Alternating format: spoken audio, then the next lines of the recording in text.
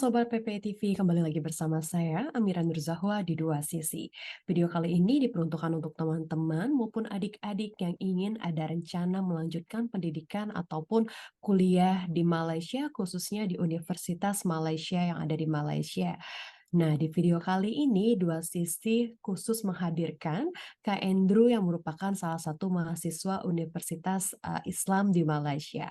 Langsung saja kita perkenalkan kepada narasumber kita, Bang Andrew. Halo Bang Andrew, selamat siang, salam kenal. Apa kabarnya nih Bang Andrew? Alhamdulillah baik, Kamira. Ya, Bang Andrew, boleh kita perkenalan nggak sebelum kita masuk ke diskusi-diskusi selanjutnya? Bang Andrew boleh perkenalan dulu nggak? Bang Andrew dari mana? Terus Bang Andrew udah di Malaysia udah berapa lama dan lain-lain. Baik. Perkenalkan kawan-kawan sekalian, nama saya Andri Nur Sultan. Asal saya dari Sukabumi. Andrew itu sebutan karena orang-orang Sumatera kesulitan bilang Andri, makanya muncul kata itu. Banyak teman-teman dari orang dari Sumatera.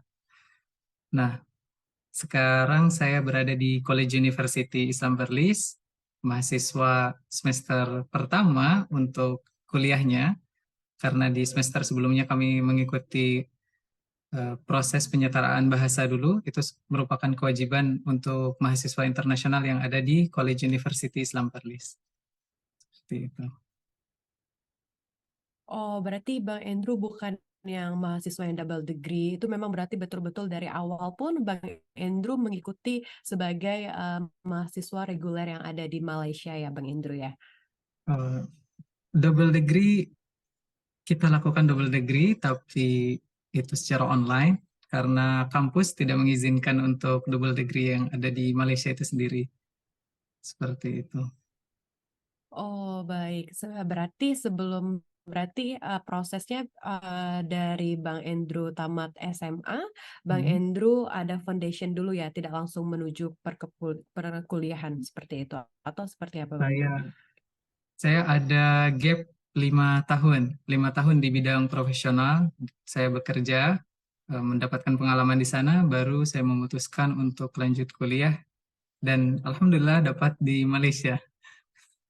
Seperti itu. Alhamdulillah. Kalau untuk tempat tinggalnya sendiri, kalau untuk Malaysia sendiri, Bang Andrew pernah tempat tinggal tinggal di Malaysia atau memang baru 1 tahun belakangan ini?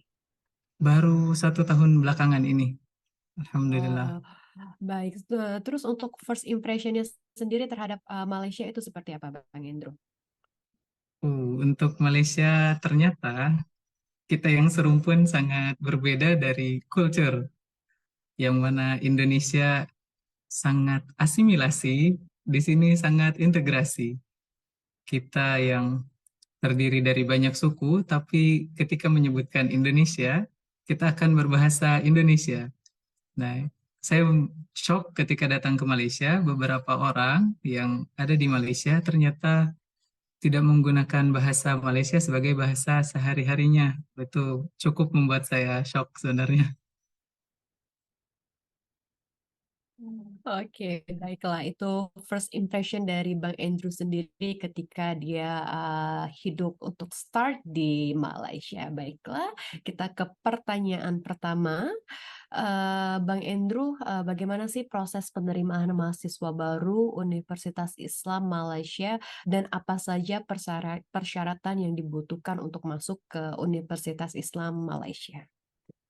Baik, menjawab pertanyaan tadi, ini akan ditampilkan PPT, proses untuk penerimaan mahasiswa baru di College University Islam Perlis. Nah, perlu saya perkenalkan terlebih dahulu, College University Islam Perlis ini merupakan institusi pengajian tinggi yang dia subdiari daripada Majelis Agama Islam Perlis dan Adat Istiadat Melayu Perlis, MAIPS. Maksudnya subdiari, subdiari itu maksudnya anak perusahaan kalau di perusahaan itu. Nah, kemudian Kuip sendiri dia dimunculkan untuk eh, menunjukkan komitmen negeri Perlis bahwasanya negeri Perlis ini adalah negeri yang berkontribusi terhadap ilmu dan menyongsong sebagai negeri ilmu ke depannya seperti itu. Nah, selanjutnya ada course yang ditawarkan di College University Islam Perlis itu kurang lebih ada 5. Yang pertama ada Foundation, Asasi, kemudian ada Fakulti Muamalat dan Islamic Finance, selanjutnya ada Fakulti Business dan Science Management, Fakulti of Islamic Studies, dan terakhir ada Fakulti Al-Quran and Sunnah yang merupakan fakultas saya belajar saat ini. Nah, dari dari kelima penawaran ini, itu di dalamnya terdapat 24 academic program di luar daripada program untuk master dan PhD. Seperti itu. Adapun berkas-berkas yang diperlukan untuk pendaftaran, itu berkas pada umumnya sebenarnya. Pertama ada data personal meliputi paspor, ID card ataupun KTP, kemudian ada ijazah, transkrip nilai, data lainnya seperti sertifikat, dan sebagai tambahan, ini yang menjadi nilai tambah ketika mendaftar di QIPS, yakni sertifikat bahasa Inggris bukan satu kewajiban. Jadi di mana universitas lain harus menyertakan sertifikat bahasa Inggris ketika mendaftar, maka di College University Islam Perlis itu hanya sebagai opsional saja. Jadi kawan-kawan yang belum bisa berbahasa Inggris atau belum memiliki sertifikat bahasa Inggris, jangan khawatir, daftar saja dulu karena kesempatan untuk lolos seleksinya itu tetap sama. Nah, selain daripada itu, yang sering ditanyakan oleh kawan-kawan juga perihal sertifikat bahasa Inggris yang seperti apa yang diterima.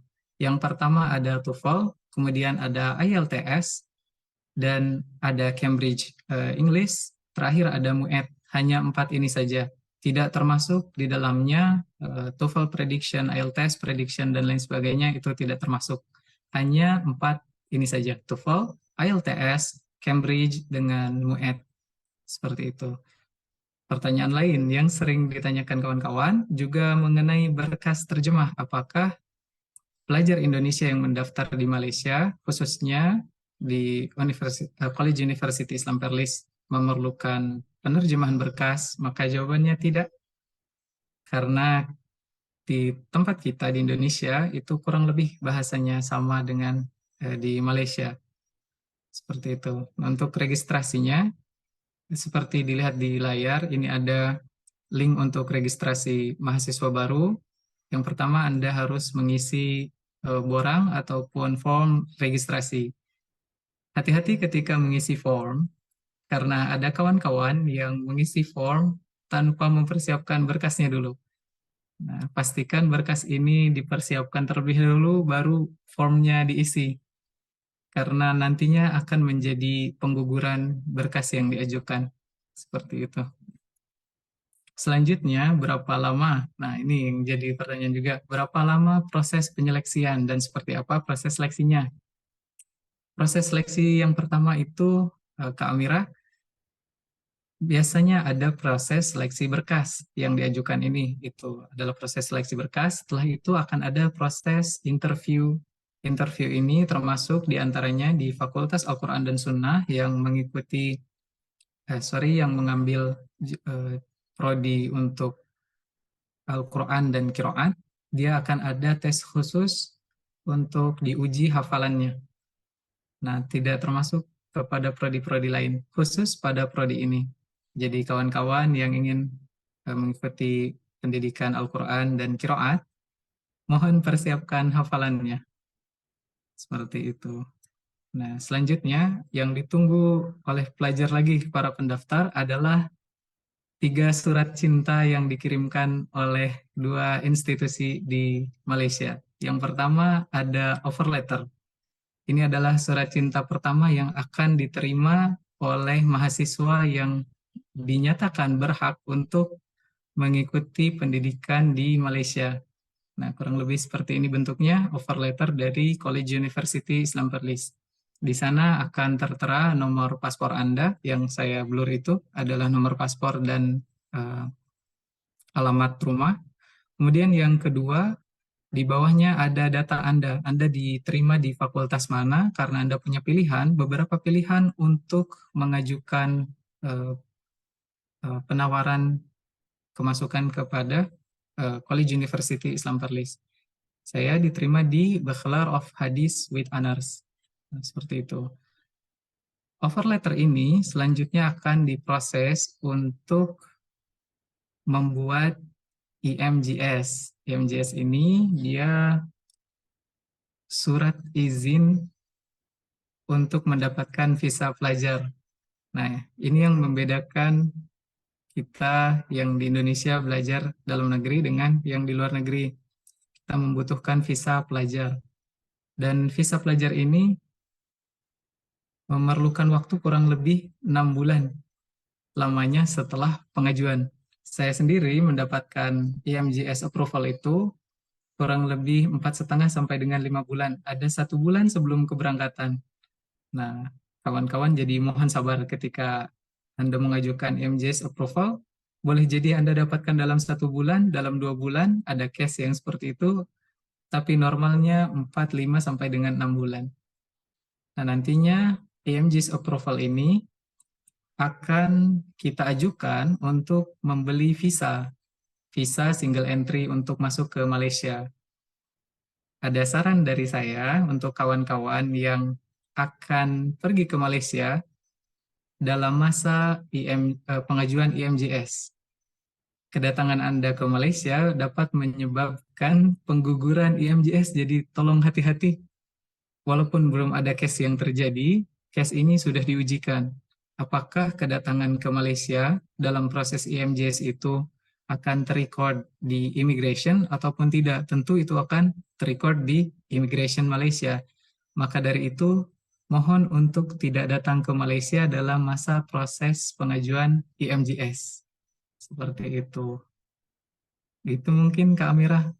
Silahkan, ada lagi? Oke, baiklah. Tadi Bang Indro ada bilang masalah nilai. Kalau untuk nilai sekolah Hmm. sendiri itu diharuskan berapa, Bang Indro? Atau bebas? Baik. College University Islam Perlis sendiri memberikan minimum yang cukup tinggi, ada di 80 sampai dengan 85. Sebenarnya kalau ingin aman, Anda di 85, kemudian ajukan. Kalau di 80, di rentang 80 sampai dengan 85, itu mungkin menjadi pertimbangan yang berat untuk mahasiswa internasional sendiri ya. Dan seleksinya tidak hanya mahasiswa Indonesia, ada juga mahasiswa dari Filipina, ada mahasiswa dari Afrika, ada mahasiswa dari Saudi Arabia, ada mahasiswa dari Yaman, dan lain sebagainya. Jadi saya mohon untuk berusaha ketika Anda berada di jenjang SMA ataupun yang sederajat. Baiklah, ini kan Universitas Islam Malaysia, Bang Indro ya. Hmm. Itu ada spesial dokumen kayak misalnya kalau kita pernah hatam Al-Quran ataupun kita bisa berbahasa Arab ataupun yang berhubungan dengan Islam, apakah itu akan masuk jadi special case atau special offer atau seperti apa, atau sama saja sama seperti yang lainnya. Kalaupun memang dia tidak bisa bahasa Arab, dia tidak hatam Al-Quran, itu memang sama saja atau seperti apa, Bang? Baik. Ini datang daripada miskonsepsi banyak orang sebenarnya. Termasuk saya pada awalnya mengalami hal ini. Apakah ketika berada di Universitas Islam Malaysia, itu kita harus mampu berbahasa Arab? Bagaimana dengan mahasiswa yang mereka masuk jurusan bisnis? Saya berpikir seperti itu dulu. Apakah mereka juga akan menggunakan bahasa Arab? Ternyata tidak. Nah, bahasa Arab memang diperlukan untuk mereka yang memasuki fakultas pendidikan Islam, fakultas Al-Quran dan Sunnah. Ini keduanya memerlukan kemampuan bahasa Arab, baik itu bahasa Arab dasar maupun yang advance, terutama di fakultas Al-Quran dan Sunnah. Anda harus bisa bahasa Arab, baca dan tulis. Nah, terkait sertifikat Al-Quran tentu menjadi nilai tambah untuk penyeleksian ke depannya oleh pihak universitas. Selain daripada itu, mungkin ada sertifikat keorganisasian. Mungkin kawan-kawan ini setelah angkatan 2017, oh, Masya Allah kawan-kawan adalah orang-orang yang banyak sekali melakukan volunteering di luar negeri. Nah, itu juga menjadi nilai plus sebenarnya untuk kawan-kawan sekalian. Seperti itu mungkin Kak Amira. Oke, baiklah. Berarti itu eh, bukan suatu keharusan, itu balik-balik lagi berarti ke jurusan apa yang kita ambil ya. Seperti itu Ya, ya, Bang betul. Indro ya. Oke, baiklah. Terus kalau kita ke pertanyaan selanjutnya, apa yang membuat Universitas Islam Malaysia unik dibandingkan dengan universitas lainnya yang ada di Malaysia, Bang? Baik. Dari kehidupan sehari-harinya maupun kegiatan belajarnya, tidak ada yang signifikan berbeda. Akan tetapi, pada kasus di tempat saya belajar, kami mendapat banyak privilege, terutama untuk meningkatkan daya kritis mahasiswanya. Di antaranya, yang paling kami gemari adalah dialog ilmiah Islam. Ini sangat kami gemari, khususnya saya. Dan tidak tanggung-tanggung, dialog yang dibuat itu bahkan sampai viral ke Indonesia, ke Singapura, ke Thailand, ke Brunei, bahkan kawan-kawan saya yang ada di Korea dan di Jepang itu sempat menghubungi saya. Katanya ada dialog daripada College University Islam Perlis yang booming sampai dengan ke sana. Itu saya juga terkejut malam hari dihubungi seperti itu. Nah, ini yang menjadi nilai plus pertama, dialog keislaman. Yang kedua ada dialog antar bangsa.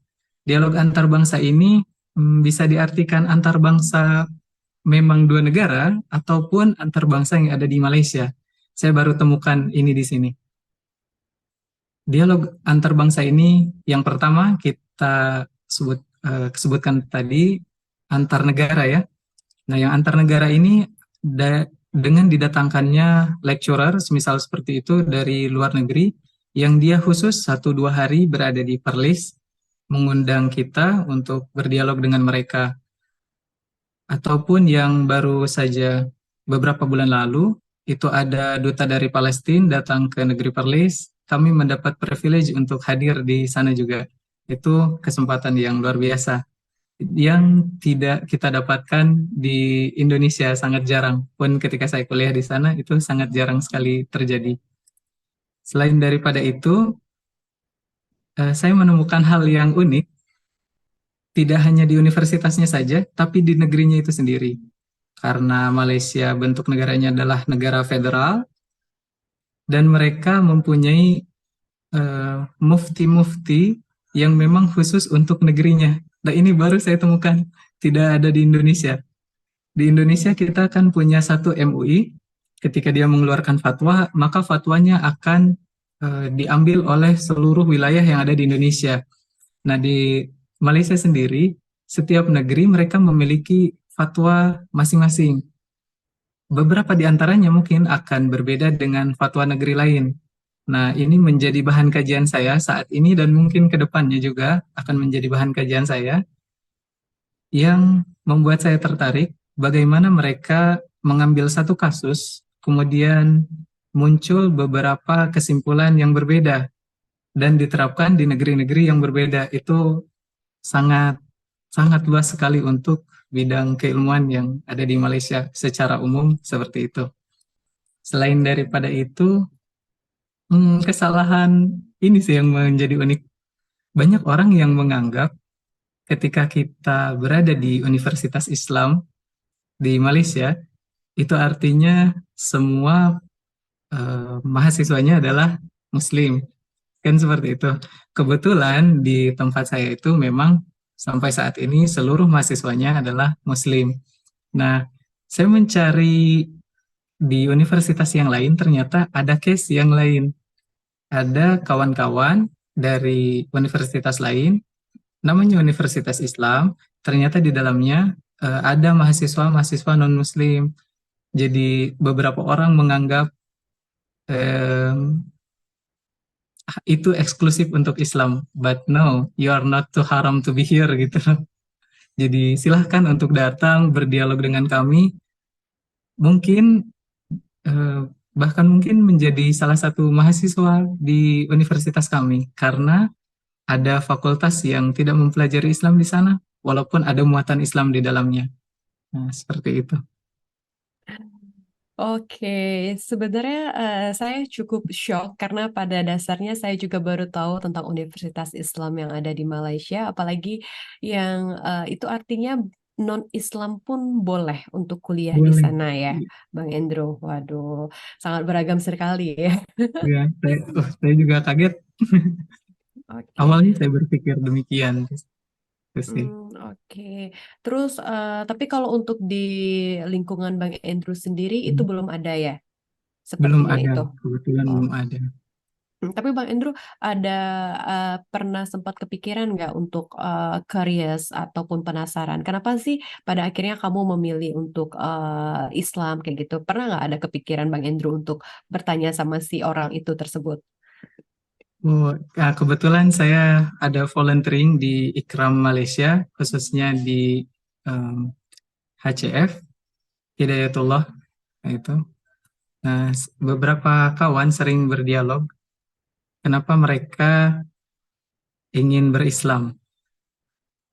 Itu ternyata bukan karena apa ya, bukan karena mereka penasaran terhadap Islamnya, bukan. Tapi mereka penasaran kenapa orang Islam berteguh dengan keislamannya. Iya, kenapa orang Islam ini sudah difitnah, dimaki di sana di sini, tapi kenapa mereka mau tetap berislam? Dan akhirnya mereka cari tahu. Dan jika mereka ditemukan dengan orang yang berislam dengan benar, mereka akan melihat bahwasanya Muslim itu ternyata rahmah, ternyata mereka baik.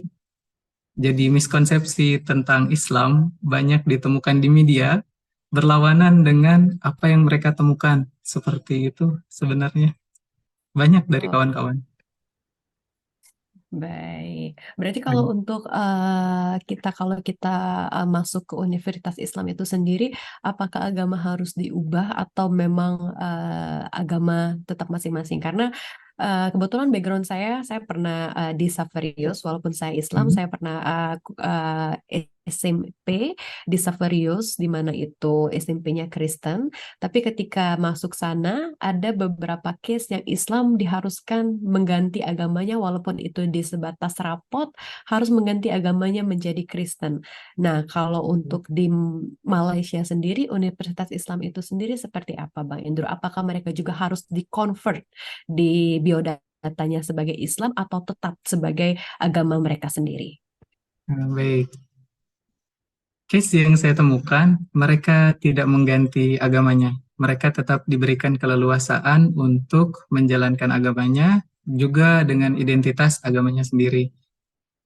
Saya belum melihat sijil mereka ketika lulus, ataupun sijil mereka di pendaftaran mereka, apakah dituliskan Islam ataupun bukan. Yang pasti mereka tetap menjalankan kegiatan ibadahnya maupun eh, uniform daripada agamanya itu tetap tidak dirubah. Semisal ada kawan-kawan dari non-Muslim, tapi sekali lagi ini belum terjadi di tempat saya. Saya mengambil case dari luar. Ada kawan-kawan yang mereka dari agama yang lain selain Islam tidak mengenakan hijab kalau perempuan, semisal seperti itu ya. Mereka tetap dipersilahkan seperti itu. Jadi tidak ada paksaan untuk mengganti, tetap kebebasan diberikan kepada mahasiswa. Baik, tapi toleransi masih tetap jalan ya, Iya, Bang ya. betul, Artinya agama Islam pun masih tetap menghargai non-Islam, non-Islam pun masih tetap menghargai yang Islam, seperti itu ya. betul sekali. Baik, terima kasih. Oke. Terus kalau untuk suasana kampus Universitas Islam Malaysia Hmm. sendiri itu seperti apa, Bang? Apakah ada aktivitas ekstrakurikuler yang populer ataupun ada ekstrakurikuler yang banyak peminatnya di sana? Itu seperti apa? Bisa digambarin nggak? Baik. Bisa dijelasin nggak? Suasana suasana universitasnya sebenarnya sama saja.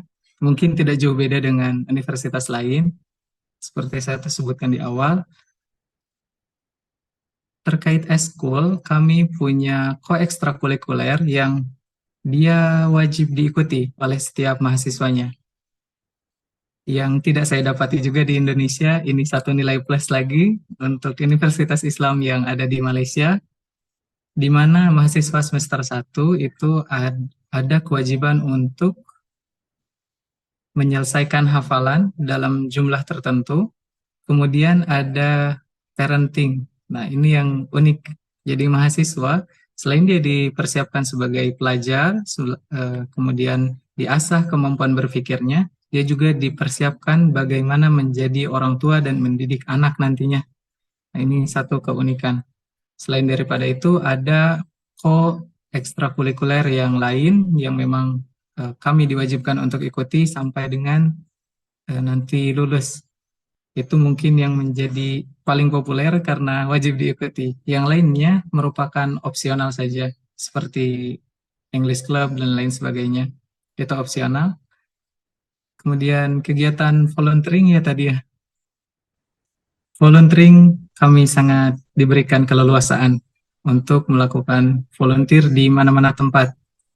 Semisal saya saat ini menjadi volunteer kurang lebih di 2 tempat, satu ada di Indonesia, satu ada di Malaysia, yang saya sanggupi saat ini. Di Indonesia saya tergabung di Sukabumi Hitan, ya, Sedekah Hitan, chapter Sukabumi. Kemudian di Malaysia saya volunteer sebagai pengajar di Ikram Malaysia, khususnya di Hidayah Foundation yang ada di Kangar Perlis. Jadi kami sangat diberikan keleluasaan untuk hal itu.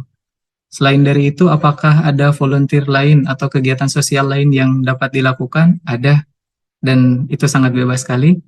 Seperti di tanggal 8 Oktober nanti ada acara di Kuala Lumpur, dialog agama Islam. Jadi kawan-kawan yang asing dengan agama Islam dapat datang ke sana berdialog dengan Bro Lim dan kawan-kawan. Itu bisa dicek, saya tidak iklankan di sini acaranya. Ya, selain dari itu, kegiatan lain, kegiatan luar kampus, misal kaitannya dengan hobi saya nih, jogging seperti itu, kita juga bebas untuk mengikuti half marathon, maraton, dan lain sebagainya. Kita bebas selama tidak mengganggu waktu kuliah. Insya Allah saya juga di 2 bulan berikutnya, di bulan Desember, akan mengikuti half marathon di Langkawi International Half Marathon. Jadi sangat bebas sekali, Alhamdulillah. Alhamdulillah, Masya Allah. Berarti kita sebagai mahasiswa pun kita dibebaskan selagi memang kita bisa mengatur jadwal dan waktu kita ya, Bang ya. Baik. Kalau untuk universitas sendiri itu memfasilitasi nggak, Bang? Atau kita dari kita sendiri yang bisa-bisa mencari, oh di sini ada aktivitas, di sini ada organisasi, di sini ada volunteering atau segala macam. Atau memang dari universitasnya juga memfasilitasi seperti ada sosial media yang mereka untuk bagi share-share tentang informasi atau seperti apa, Bang? Baik. Universitas sendiri menyediakan melalui Puspep, kalau di kami, itu adalah Pusat Kemahasiswaan dan Akademik. Di sana biasanya di-share kegiatan-kegiatan kemanusiaan, seperti ada kegiatan donasi charity, ataupun kegiatan-kegiatan lainnya. Biasanya ada di sana, kami pun diajak untuk kawan-kawan yang ingin mengikuti, silahkan daftarkan namanya, nanti akan diajak dibawa ke tempatnya, berkegiatan di sana. Nah, ini yang banyak diperebutkan kursinya karena difasilitasi oleh kampus, yang artinya kita tidak mengeluarkan biaya untuk kegiatan volunteering tersebut, tapi kita mendapatkan benefitnya. Jadi plus tanpa ada keluar biaya. Sedangkan volunteer di luar, kita harus mengeluarkan biaya pribadi untuk mendapatkan nilai plusnya. Sebenarnya kedua-duanya baik, bedanya yang satu kita difasilitasi, itu saja. Oke, terus apa yang membuat Universitas Islam di Malaysia menjadi pilihan yang menarik bagi calon mahasiswa untuk melanjutkan ini ya, jenjang perkuliahannya, Bang? Menurut Abang sendiri. Baik, dari gambaran umumnya sebenarnya Malaysia secara umum memiliki tingkat pendidikan yang lebih tinggi daripada Indonesia. Nah, maka dari itu kita sebagai eh, apa ya, perwakilan daripada Indonesia, yang pertama sebelum menjawab pertanyaan diharapkan menjadi jembatan untuk kawan-kawan yang ada di Indonesia. Sebagai diaspora, kita harus mampu untuk membawa kawan-kawan yang ada di Indonesia mendapat pendidikan yang lebih baik. Itu yang pertama. Kemudian apa yang menjadi kelebihan secara khusus Universitas Islam yang ada di Malaysia? Saya melihat ada satu hal penting, yakni di Malaysia, jika ada hal yang tabu, semisal di Indonesia sering terjadi perselisihan internal agama ataupun antar agama. Nah, di Malaysia sendiri, jika ada hal seperti itu, mereka akan menyediakan forum khusus untuk bicara di dalamnya. Jadi, sangat terbuka untuk berpikir secara ilmiah, seperti itu. Itu dari bidang keagamaan. Selain daripada itu, Universitas Islam yang ada di Malaysia juga mengasah mahasiswanya dari segi agama. Jadi, tidak hanya kemampuan berpikir kritisnya saja, dia diasah juga kemampuannya dari bidang spiritual. Itu menjadi satu kelebihan yang ada di Universitas Islam yang ada di Malaysia. Baiklah, berarti untuk Abang sendiri punya nggak tips dan trik untuk adik-adik yang nantinya akan melanjutkan perkuliahan, khususnya di Universitas Islam di Malaysia, apa yang bisa Bang Andrew share ke mereka, apa yang bisa Bang Andrew pesankan kepada mereka, terlebih juga seperti tips dan trik hidup hemat, mungkin bagaimana mengelola keuangan yang ada di sana, seperti itu, boleh nggak Bang? Baik, kita mulai dari proses sebelum berangkat. Nah, ini yang menjadi kendala banyak eh, pelajar di Indonesia. Pelajar di Indonesia yang ingin studi abroad ke luar negeri, mereka banyak terkendala di biaya. Yang pertama, biaya IMJS itu tadi, itu biayanya tidak sedikit, kemudian biaya visa, setelah itu ada biaya tiket. Nah, untuk kawan-kawan yang sudah memiliki LOA ataupun offer letter dan atau conditional offer letter, tolong jangan digugurkan. Anda bisa berusaha untuk mencari donatur selama di Indonesia. Saya yakin kawan-kawan yang saat ini memiliki offer letter dan lain sebagainya, itu punya tenggat waktu kurang lebih 6 bulan atau bahkan di beberapa tempat sampai dengan 2 kali intake, artinya mereka punya 1 tahun full untuk kembali menyetujui offer letter tersebut diambil. Nah, dalam kurun waktu tersebut, tolong berusaha keras sekuat mungkin. Cari donatur yang memang mampu untuk membantu Anda. Saya adalah salah seorang mahasiswa yang datang ke Malaysia dari jalur tersebut. Artinya, saya pun mendapat banyak bantuan daripada kawan-kawan lain yang ada di Indonesia untuk melanjutkan studi di sini. Nah, selain dari itu, ketika di Malaysia, apa yang harus Anda persiapkan? Persiapkanlah kaget dengan kurs yang lebih tinggi daripada Indonesia. Karena kawan-kawan yang di sana sering menyangka, oh 1 juta itu banyak. Ternyata datang ke Malaysia, 1 juta itu terkadang tidak sampai akhir bulan. Nah, untuk mengakali hal tersebut, kawan-kawan bisa hidup semisal di flat, kalau tidak disediakan asrama ya, bisa hidup di flat, sharing. Nah, sharing flat ataupun sharing apartemen, kemudian membeli makan dengan cara memasaknya sendiri, itu lebih hemat. Selain daripada itu, kalau ada kawan-kawan yang mereka punya keahlian bertani, tapi nggak punya lahan, nah ini satu keunikan yang Anda bisa eh, apa ya, bisa kembangkan selama di Malaysia. Anda bisa mulai eh, untuk hidroponik. Hidroponik itu Anda menanam tanaman tanpa memerlukan media tanah dan lahan yang luas. Itu juga bisa dilakukan. Selain dari itu, yang sangat digemari oleh mungkin oleh hampir seluruhnya mahasiswa yang ada di Malaysia, yakni part-time. Ini sepertinya fakta di mana-mana tempat. Nah, kebetulan visa pelajar itu sebenarnya memperbolehkan kita untuk melakukan part-time dengan ketentuan-ketentuan tertentu. Ada batasannya walaupun part-time.